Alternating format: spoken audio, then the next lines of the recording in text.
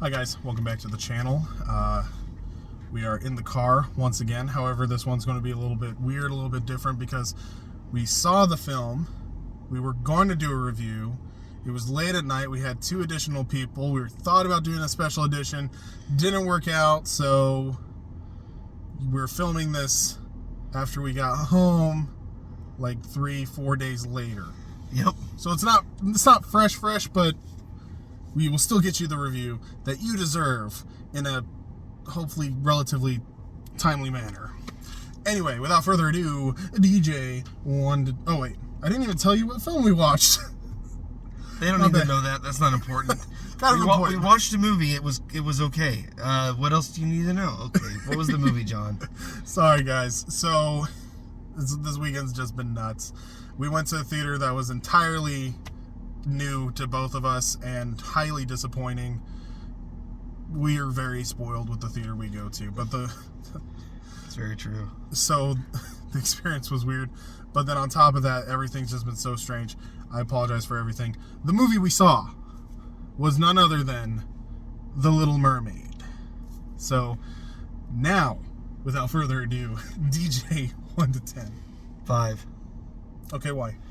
For this one, it's either, for me, really good or really bad. Depending on where you hit, it pretty much just balances out the whole film. That is absolutely fair. And honestly, I agree with you. It is a 5 in my books. The parts that were good were really good. There were parts of the film that were absolutely wonderful. Some of the characters that were in the film were very good, very well done. The songs that were from the original animation had great renditions, but then on the reverse side, the things that were bad were absolutely awful, and a lot of the stuff that they added just wasn't super great. So yeah, a 5 is, I think, absolutely fair because it's not terrible. I've seen worse films, but it's not great by any stretch of the imagination. It fluctuates too much. Yeah. There's these moments where it's like there's really good highs and really low lows, and there really isn't any balance in this film. It's just does this the entire movie, and it gets really weird, especially towards the end of the film. It starts to waver even worse. It just starts to shake apart. Yeah, and the thing is that a lot of people might be confused by the reaction that is happening online between the critics and some of the fans that have gone to the film and stuff like that. Like, there seems to be this disparity where people are like butting heads, but both of them have legitimate points. The thing is that, like, for instance, with the cinematography and stuff like that, there are parts in this film that are absolutely breathtakingly colorful, wonderful, magical, and then there are parts in it that are so colorless and dull and poorly lit and just poorly done. There's parts where the acting is absolutely fantastic and wonderful. Things progress very well, and then there's parts that it just falls flat. It doesn't really work well. It's like a car that like gets up to speed and then stalls, and then gets up to speed and then stalls, and then gets up to speed and then stalls. The whole film feels that way. And when it stalls, it stalls hard. There's not a lot of like easing into it. It just stops dead. Yeah. Picks back up, stops dead. It's a rough ride. I think we may have to get into spoilers here because that's about all we can say. Because we got to get into specifics and stuff like that. If I'm just going to be honest, like we usually try to give you guys a recommendation, wait until it comes out on streaming. I don't think it's really worth buying a ticket for. There's not really a lot that you're going to benefit from with the theater experience with this film. I don't know why they decided to throw this one into the theaters and not streaming when they've thrown so many other films on streaming so far this year. Because they knew they would get money off it. It's The Little Mermaid. Okay. But the same logic would apply to Peter Pan, wouldn't it? Maybe. I don't know. All right. Anyway, so we're going to go spoilers. We're going to get into some more specifics and things like that. So if you want specifics, stick around. If you've already seen the film, obviously stick around. But if you do want to see this film in theaters, like I said, it's not necessarily worth a theater experience, but you live your own life. You might enjoy it more, but everyone that we saw it with, we had 4 people that came with us. two of us were super duper mixed. I think we were the mixed ones. We had one person that said it was okay, and then we had one person that outright hated it. Like, literally one of the people that we went to the theater with said it was like the worst movie that they'd ever seen. Yeah. Okay, so yeah, spoilers. So. First thing, Flounder. Horrible. Flounder is like the nightmare fuel of doom. He will haunt my nightmares for the rest of my days. I don't know what they do. I don't know why. It's like other fish, like realistic fish, are fine. Like Sebastian was fine. Yeah. Aquafina as the bird was fine. For some reason, Flounder just hurt me. Yeah, Flotsam and Jetsam. The two eels were like it's Flounder just hurts for some reason. Flounder was just a very, very poor choice, and the other thing is that it's very odd because he doesn't look like there's actually flounder fish, and he does stuff that flounder fish do, but he's not a flounder fish. Yeah. So flounder is not a flounder; he's just a fish. And he looks kind of cartoony, but he doesn't look really cartoony. He looks like kind of alive in there, and then he's got these dead eyes. Oh, it's so bad. It is one of probably the worst CGI things. Like I said, this is one of those things where it's like some of the graphics are really great. The Scuttle, the bird, was very, very well done, and Sebastian looked cartoony. Like, he looked kind of cartoony while being realistic. It was like a perfect blend. Sebastian was awesome. Yeah. Scuttle was awesome until the song. The song is garbage. The Prince and Ariel, great. Ariel's great through most of the film. Her chemistry, the Prince is really good. His character gets more story, which is fun. They expand upon his character, and they give them the romance scene between them. Yeah. From the point where they meet up until they get split apart, like, the movie is just on track from that point forward.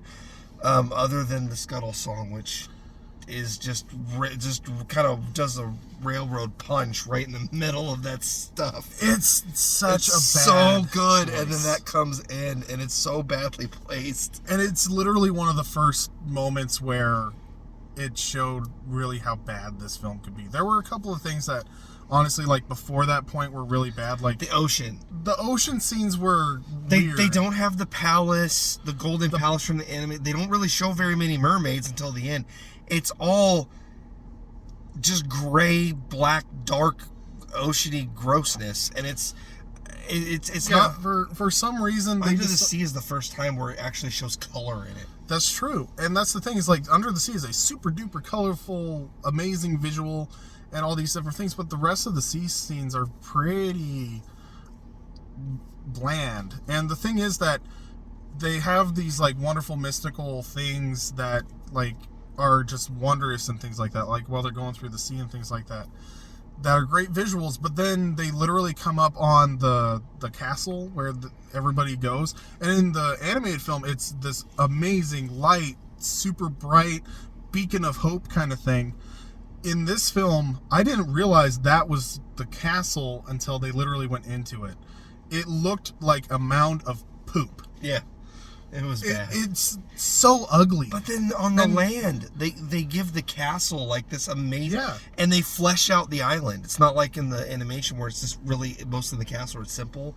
Like they go, when they have their date, they go out into the island and they meet the people, and like they really flesh out the island, and the sea gets nothing. So they just, whereas the original animation like went really in depth a bit on the sea, and the land wasn't really developed much, they just kind of reversed that, which is kind of weird. Rather than giving it all fleshness, they just, the sea is a thing we don't really care about. Oh, but look at this island castle. Look at these people and their culture and all this. Like, well, this is interesting.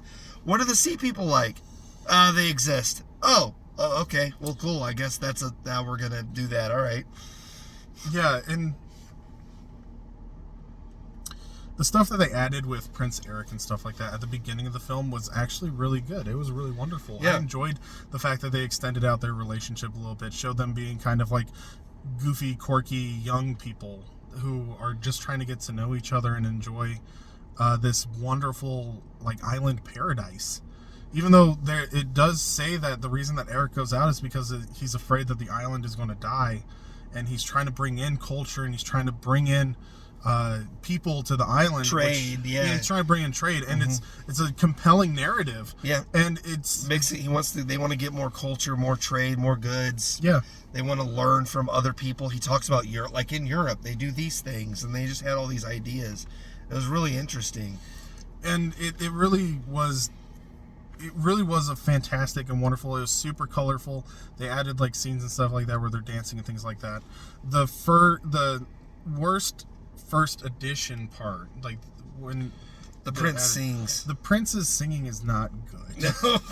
Like it's the song itself is actually pretty good. Yeah, lyrically it fits, but it was rough. It's very clearly auto-tuned, and it really draws you out of the film. Like it was the first time that I was drawn out of the film, to be honest. It wasn't very well Flounder mixed for me. Well, okay, Flounder was the Flounder yeah. first, then the Prince, yeah, and then the Scuttle song. Literally, the Scuttle song from the Prince's song, atrocious. The Prince's song to the Scuttle song, almost everything in between there, other than the visuals being a little rough in the undersea part, is really solid. There's also some additions of the Sea Witch where it's like showing her motivations a little more, and she's like narrating little bits. A couple of them get a little exposition-y, but for the most part, it does a really good job of showing her motivations ahead of time. It's all really good until the Scuttle song derails it just a little bit, but then it still is pretty good through the party and the engagement and all that, up until the end. The end, it gets weird. Yeah. One thing that I'm going to say that's a little bit of a hot take, and nobody really talks about this much, I don't think Melissa McCarthy was the greatest choice for Ursula. If I'm being honest, I didn't really care for that casting much. The rest of the cast was absolutely wonderful. I can't think of another actor or actress that didn't do that great. She was probably the weakest of the main cast. She was a little weak in the beginning. When she and Trident get together, that was really powerful. Oh no, the ending scene was great. For some reason, it's like she didn't take this movie seriously until she gets in Trident, and then suddenly she's like really into the character all of a sudden. It was kind of weird. Yeah, and the other thing is that they remixed Poor Unfortunate Souls. It isn't as big and dramatic and bombastic as I remember it being in the animated one. They changed the beat and they changed how she sang it. So it's really super subtle and it's kind of bland. That's fair. It kind of reminds me of like Scar when he does his song. Yeah. In The Lion King, they changed it to kind of like a chant. Yeah. And it was kind of weird and off-putting rather than it being like the epic it was. It kind of was the same feeling. Whereas a lot of the other songs really do a good job. Visually, the only thing disappointed me about Under the Sea is that the first half of the song, it makes it reference to the original, like you're going to do all this stuff, but nothing really happens. There's no visuals or animals or anything really going on. And then when it gets into just the musical part, there's no spoken words. Then all the animals come in and dance. And I was like, okay, I was a little disappointed because like, okay, you went ahead and jumped the shark. You did it. So why didn't you could have done it the whole way, and it just would have looked really visually fantastic. But it was still fun. The songs were still fun. Yeah. All of the original songs, except for Poor Unfortunate Souls, in my opinion, were really well done. And to be honest, the score for the entire film was really good. Like in the beginning, they used the her first song when she's lamenting wanting to go to the surface. Part of Your World. Part of Your World. They used the instrumental of that throughout the first all the undersea parts are like an instrumental of that. It's really good. And they throughout the film they use that instrumental. It's really well done as well. Yeah, like the score was very well done. A lot of the music was really well done. The original songs, the original ones are all great except for Poor Unfortunate Souls. The beat's different and it comes to flat. There's also a new song I liked. Ariel has a new song when she doesn't have her voice and she's singing in her head. That was actually very good. That one was really good, and she's doing she did really good emoting without speaking throughout a good part of the film. She was fantastic. Halle Bailey was the best She actor. was great. Her and the Prince, especially when they were together, like the chemistry was really good. For some reason, they just don't yeah, I don't know. It was weird because like they don't use the rest of the surrounding well to her. It kind of does her a disservice because she does such a good job. I really want to like it, but the beginning and the end, as well as some parts in the middle, just kind of chop it up weird. Like I said, we really enjoyed the parts we enjoyed, but the bad parts were just really, really bad, and the immersion just got dropped, and I got kicked out. And the other part for me was the end. I honestly, I was leaning towards this being like, oh, this is actually, a really fun movie. It's really great. It would have lost a few points just because of the Scuttlebutt song, which is just bad. But the ending for me is what really threw this into a 5. They made changes to the ending that just as, not just a, like, I'm not a huge, like, Little Mermaid fan and, purist of original things. I hate remakes, just in general. But there are some things just storytelling-wise and film-wise at the ending that really just left a sour taste in my mouth. So the one for me, the first one was the fact that instead of the prince taking her out, it's Ariel is actually the one who runs the ship, which could have been fine, except for it's like an accident. It's like she doesn't know how this thing works, and she just kind of hits the wheel and just accidentally kills Ursula. Mm-hmm. And then that was, I guess, okay, except for she immediately abandons Prince Eric. Yes. Prince Eric sinks into the water, and she just straight abandons him and goes straight for her dad and just leaves him to drown after saving him the first time and the second time. It's just like, he's good, he'll be all right. And then he like Olympically swims to shore, like he swims like 4 miles to shore and makes it, and was like, oh, we have to find her. It's like, it's like she just straight left him to die.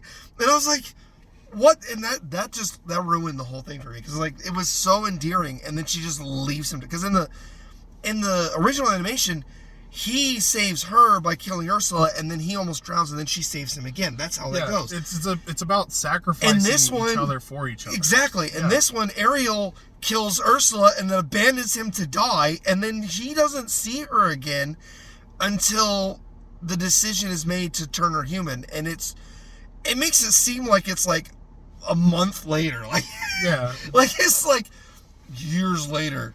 Oh, I better turn my daughter into a human now just in case, and then does that. It's like this massive pause.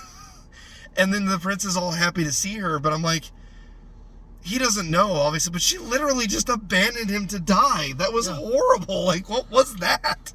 Well, and the other thing is that, like, thematically and just story-wise, Eric's saving Ariel and killing Ursula, like vanquishing Ursula, was very, very important to the ending of the story, the classic ending of the story, which they decided to keep the classic ending of the story.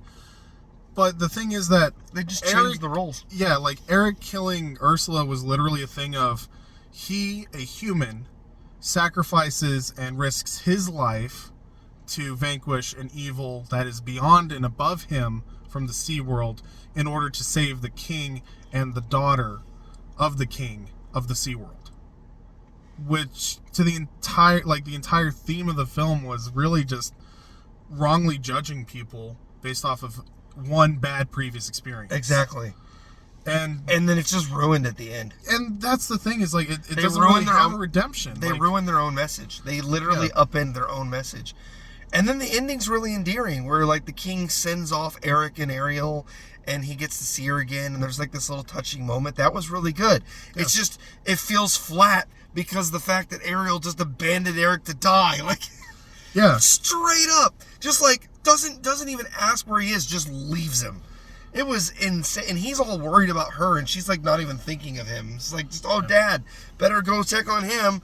Oh, Eric can't live down here. Who cares? It was that the whole ending just like fell apart. Yeah, it's just one of those things where it just left a really bad taste in our mouths. Like, overall, there's a lot of really wonderful and great things about this film, and that's part of the reason that we're so angry. Honestly, had the ending not just like shredded everything that they built up to pieces, I would probably give it an 8. Oh, absolutely. The other stuff in the film is not bad enough to scuttle it. I know I had to say it, but the rest of the film isn't bad enough to kill it.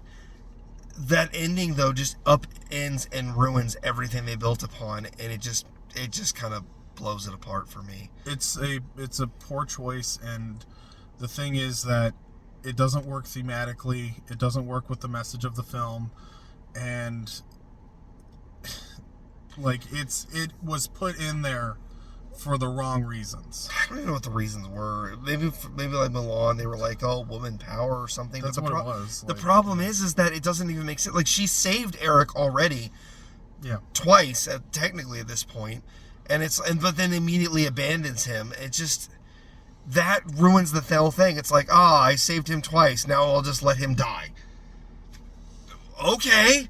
What was that for? I don't. It's gonna bother me. I'll talk about it forever. Go ahead and close this out. Yeah. So it is just one of those things where the reason that we're really frustrated about this film is because it showed so much potential. It was so close. It was so good. It was so close to making me believe in these. Like, I know you hate remakes. I don't mind remakes.